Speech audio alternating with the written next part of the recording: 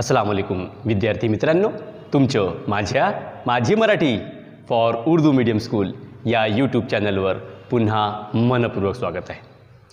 बच्चों, आज हम विषय मराठी इयत्ता 8वीं क्लास का मतलब 8th स्टैंडर्ड का माध्यम उर्दू मीडियम उर्दू का कविता 8वी पाखरांचे मागणे या कवितेचे आपण या व्हिडिओमध्ये संपूर्ण स्पष्टीकरण व स्वाध्याय इंशाअल्लाह ताला आपण बघणार आहोत। या कवितेचे कवी आहेत प्रेमचंद अहिरराव। तो बच्चों, हम कविता का गायन, उसका स्पष्टीकरण और स्वाध्याय देखने वाले हैं। उसके पहले हम लोग हमारे कविता का जो शीर्षक दिया गया है, क्या है शीर्षक हमारे कविता का? हाँ, देखिए, पाखरांचे मागणे। अब हम पहले समझ लेते हैं पाखरांचे। ये शब्द पाखरू, इस एक वचन शब्द का अनेक वचन शब्द है पाखरे।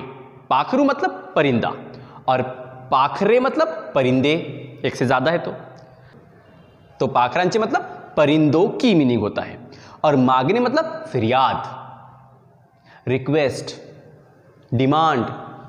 तो पाखरांचे मांगने मतलब परिंदों की फरियाद। परिंदे इंसानों से क्या फरियाद कर रहे हैं, क्या मांग रहे हैं, इसका वर्णन कवि ने प्रेमचंद अहिरराव इन्होंने इस कविता में हमें किया है। तो हम कविता की शुरुआत करने से पहले हम अपनी मराठी की टेक्स्ट बुक और एक पेंसिल निकाल लेते हैं बच्चों, ताकि जब हमें शब्दार्थ समझाए जाए और प्रश्न के उत्तर बताए जाए तो आप किताब में या कॉपी में नोट कर लेंगे। चला मग पान क्रमांक 27 कविता 8वी पाखरांचे मागणे। मैं शॉर्ट में यानी कवि परिचय पढ़ लेता हूं, आप थोड़ा ध्यान रखेंगे किताब में। कवि प्रेमचंद्र अहिरराव, जन्म 1974, प्रसिद्ध कवि, विविध मासिके, दैनिके, नियतकालिके यातून काव्यलेखन व सादरलेखन, पर्यावरण संवर्धनासाठी अनेक उपक्रमात सहभाग, त्यांची शिवगाथा व शंभुगाथा ही पुस्तके प्रकाशित आहेत। चलिए अब हम देखेंगे कवि प्रेमचंद अहिरराव इन्होंने इस कविता में किस चीज का वर्णन किया है। देखिए किताब में आप लोग भी अपने आजच्या तंत्रज्ञानाच्या युगात मानव स्वतःच्या सुखसोयीसाठी सृष्टीचा स्वैरपणे वापर करू लागला आहे। हाँ, आज के इस तंत्रज्ञान के युग में, मतलब आज इस साइंस और टेक्नोलॉजी के युग में इंसान अपने खुद के सुख सुविधाओं के लिए, मतलब अपने लग्जरी के लिए हर नैसर्गिक के, सृष्टि मतलब कुदरत, तो कुदरत के यानी चीज़ों का स्वैरपणे वापर करू लागला है। स्वैरपणे मतलब सर्रासपणे, बहुत ज़्यादा पैमाने पर इस्तेमाल कर रहा है, बिल्कुल कर रहा है, आप लोग देख रहे हैं। कळत न कळत केलेल्या या गोष्टीमुळे सजीव सृष्टीतील वृक्ष प्राणी यांच्याही अस्तित्वाला धोका पोहोचला आहे। और कळत न कळत मतलब जाने अनजाने में इंसान अपनी प्रगति के लिए जो काम कर रहा है, उससे जाने अनजाने में जो सृष्टि यानी कुदरत के जो वृक्ष है, झाड़, जानवर, उन्हें नुकसान पहुंच रहा है। स्वतःच्या प्रगतीबरोबरच प्राणी मात्रांच्या जीवनाचे संरक्षण करण्याविषयीचे मागणे पाखरांच्या माध्यमातून कवीने या कवितेतून व्यक्त केले आहे।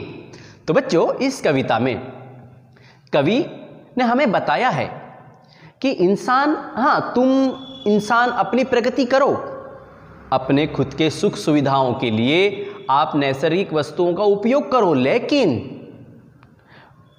जो कुदरत की चीज़ें हैं जैसे झाड़, वृक्ष, प्राणी, जानवर और पाखरे मतलब पक्षी, परिंदे, इनका भी ख्याल रखो, इनकी भी फिक्र करो।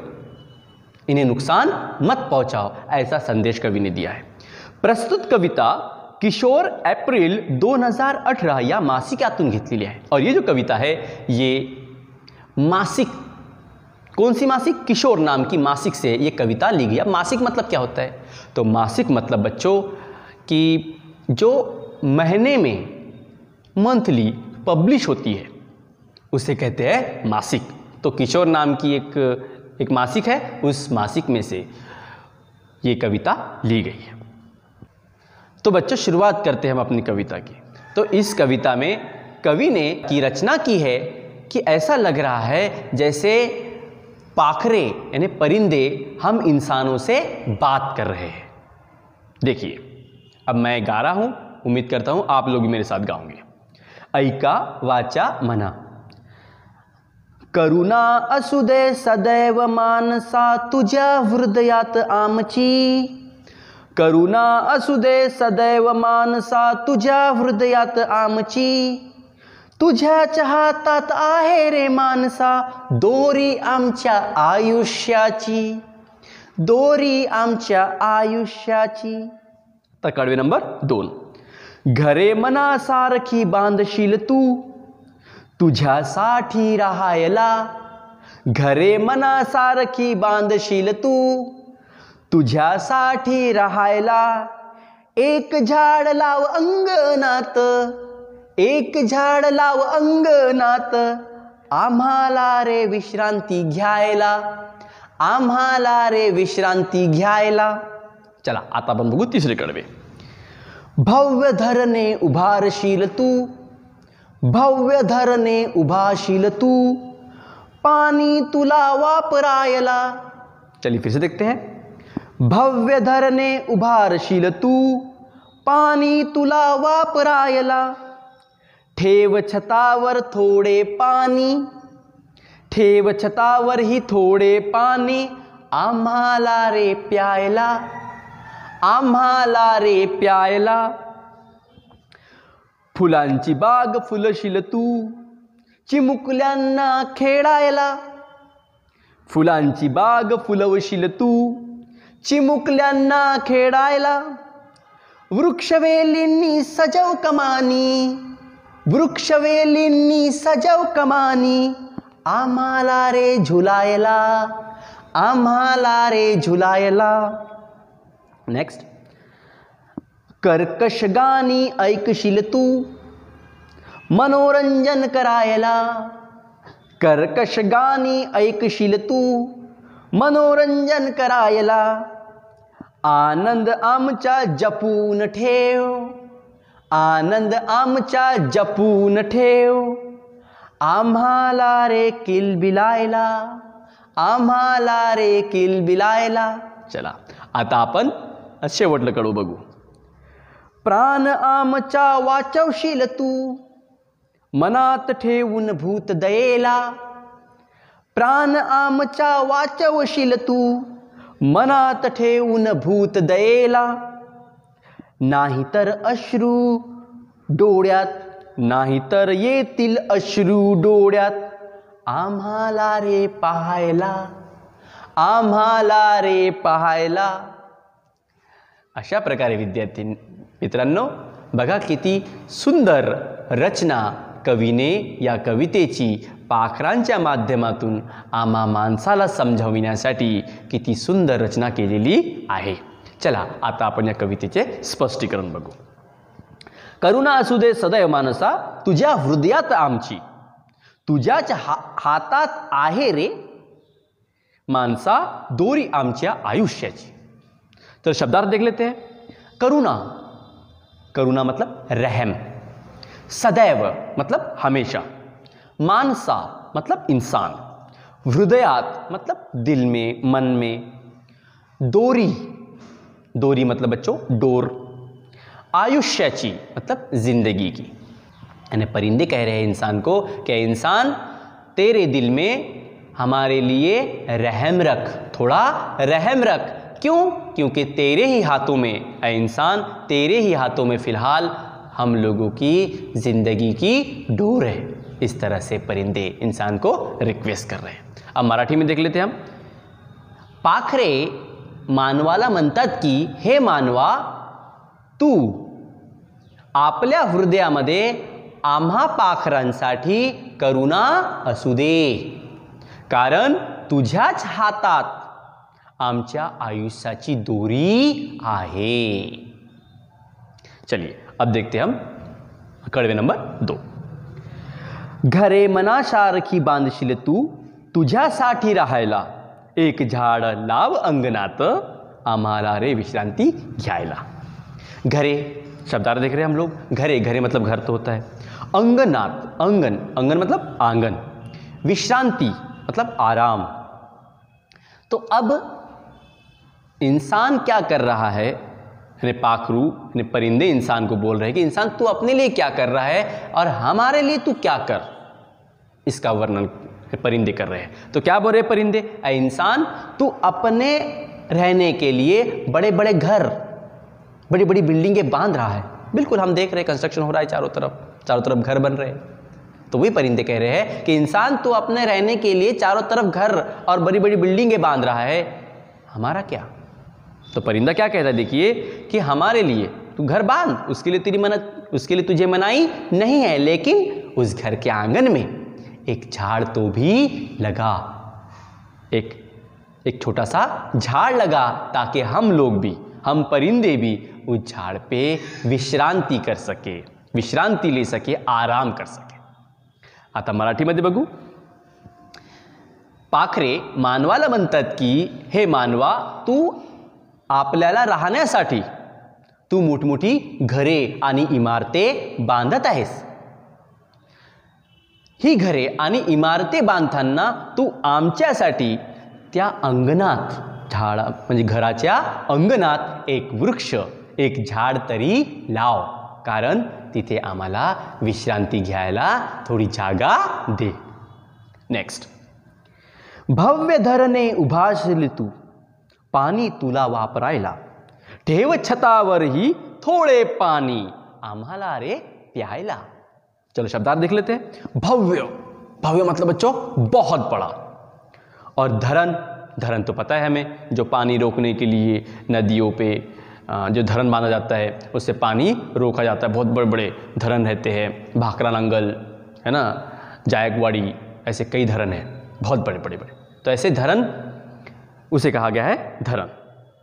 वापरायला मतलब इस्तेमाल करने के लिए, ठेव मतलब रखना, प्यायला मतलब पीने के लिए. तो अब पाखरे मतलब परिंदे इंसान को बोल रहे हैं, ऐ इंसान तू अपने इस्तेमाल के लिए, पानी को बचाने के लिए तू बड़े बड़े धरन, बड़े बड़े डैम तू बना रहा है, पानी को रोक रहा है. क्यों?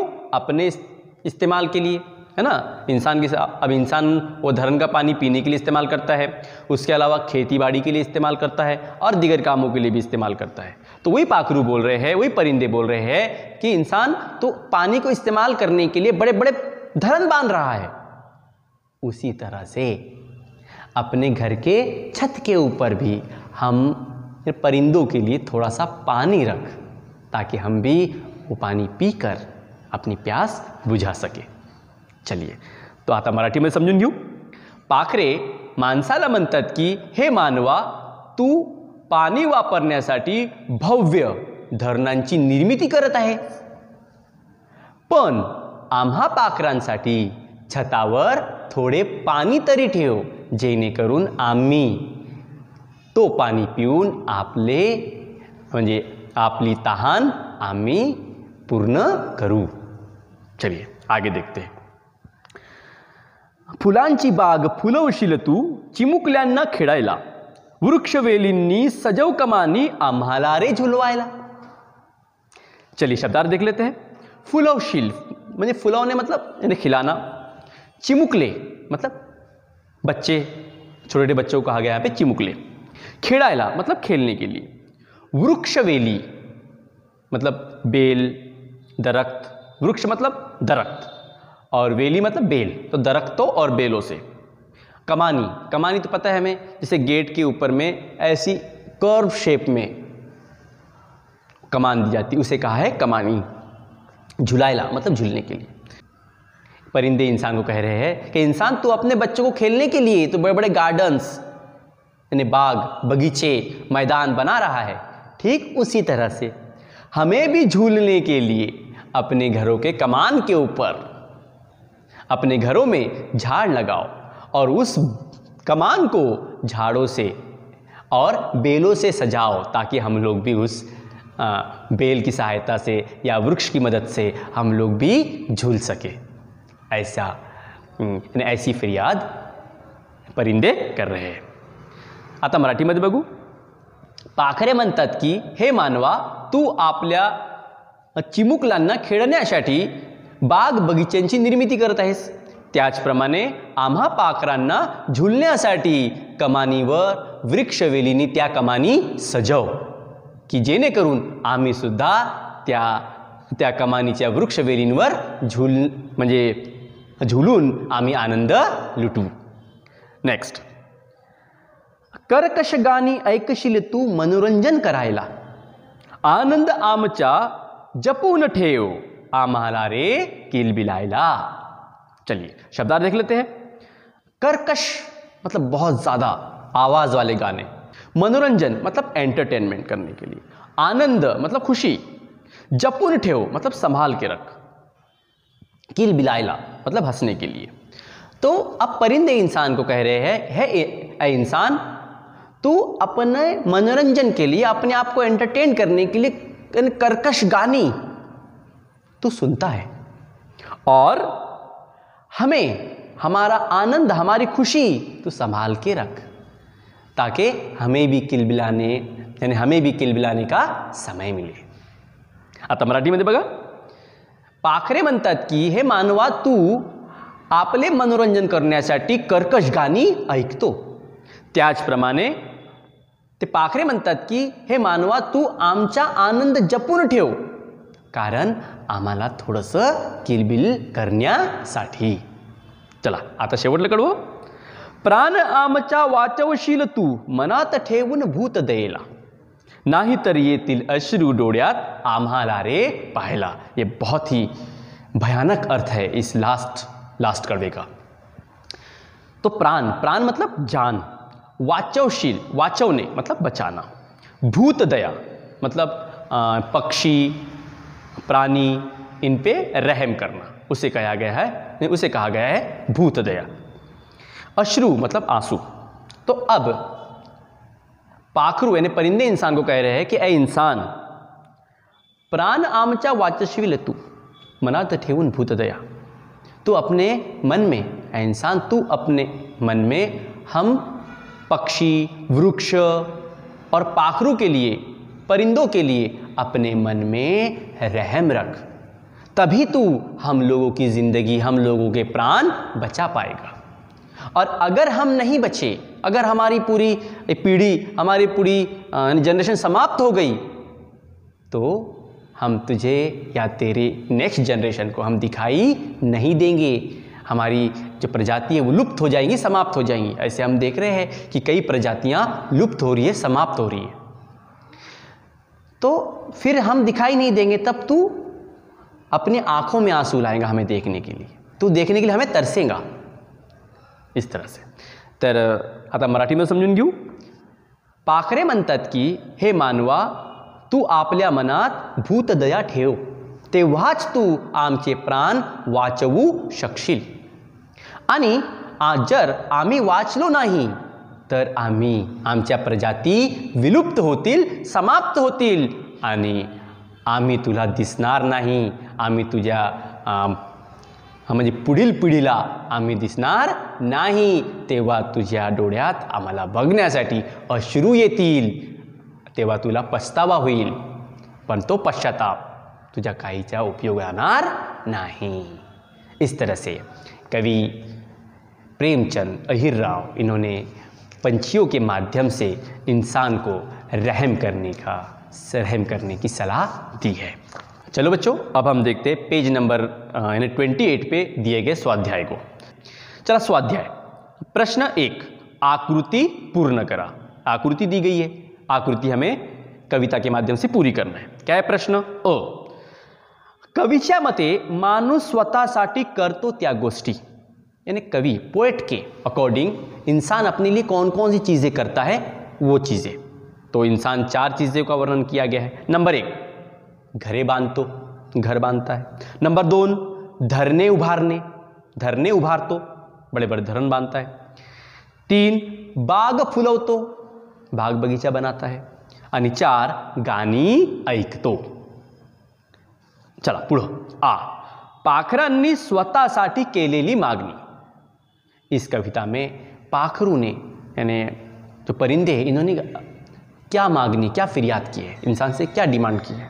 नंबर 1 झाड अंगणात लावण्याची, एक झाड अंगणात लावण्याची। नंबर 2 छतावर थोडे पाणी ठेवण्याची मागणी केली आहे। 3 कमानी वृक्ष वेलींनी सजवण्याची। आणि 4 आनंद जपून ठेवायची ही मागणी केली आहे। चलिए अब हम देखते बच्चों प्रश्न क्रमांक 2 कारणे शोधा, मतलब रीजन लिखिए, फाइंड द रीजन्स। तो क्या है कारण में?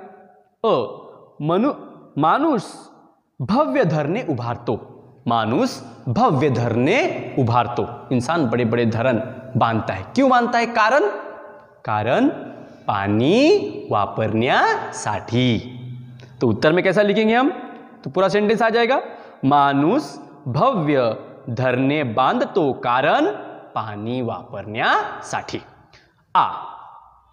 माणूस फुलांची बाग फुलवतो, इंसान बाग बगीचे बनाता है। क्यों बनाता है? कारण।